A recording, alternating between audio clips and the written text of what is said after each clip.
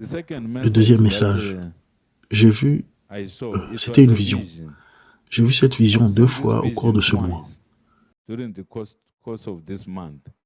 première fois que j'ai eu la vision, je dormais en fait à la maison. J'étais au lit. Je dormais, mais ce qui était étonnant, c'est que je dormais en étant tourné vers le côté. Et dans le rêve, c'était comme si j'étais tourné vers le haut. Et puis quelqu'un m'a crié que je devais regarder ce qui se passait. Et puis, dans le rêve, je me suis réveillé.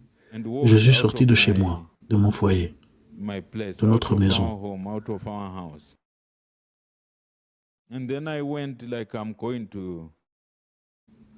Je suis allé dans un endroit qui ressemblait à un centre commercial où il y avait beaucoup de magasins et d'entreprises.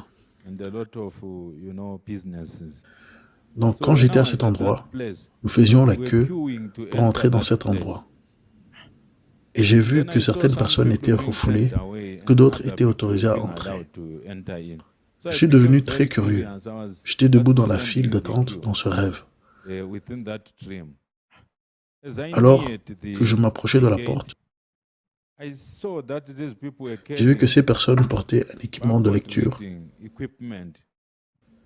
qui ressemble à ces scanners de température qui sont actuellement utilisés pour vérifier la température d'une personne avant de vous permettre d'entrer dans certains bâtiments publics ou lieux publics désignés. Donc, dans mon esprit, je me disais que cette chose était un scanner de température. Mais alors, la chose faisait du bruit, comme un lecteur de code barre quand il crie dans le magasin. Il scannait la main d'une personne ou quelque part sur sa tête. Parfois, il scannait sur le cou, parfois, il scannait sur le côté de la tête, là où je touche ici. Pas exactement sur le front, mais sur le côté de la tête. Il scanne parfois à partir de quelque part ici au niveau du cou, dans la zone du cou. Il scanne et la chose fait un bruit du genre « tui ».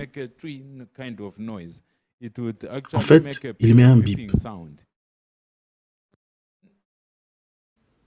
Avant d'arriver là-bas, je me tenais à côté de la file d'attente. Des gens entraient et d'autres étaient refoulés, ceux dont la machine n'arrivait pas à scanner quoi que ce soit. Je leur ai demandé à ces personnes qui gardaient la porte et qui scannaient les gens, quelle sorte de choses scannez-vous chez ces personnes? Et l'un d'entre eux m'a demandé, vous n'avez pas entendu que les gens sont en train d'être munis de code barre en ville? Vous n'êtes plus autorisé à entrer dans les installations publiques comme ce centre commercial si vous n'avez pas de code barre.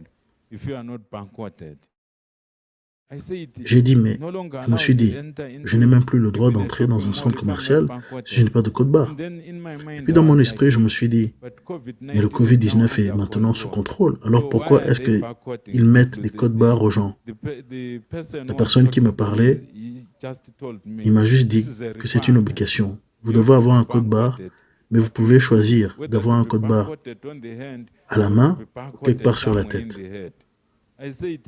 J'ai dit d'avoir un code barre dans la main. Dans mon esprit, je pensais à la manière dont j'allais accéder aux installations, aux bâtiments.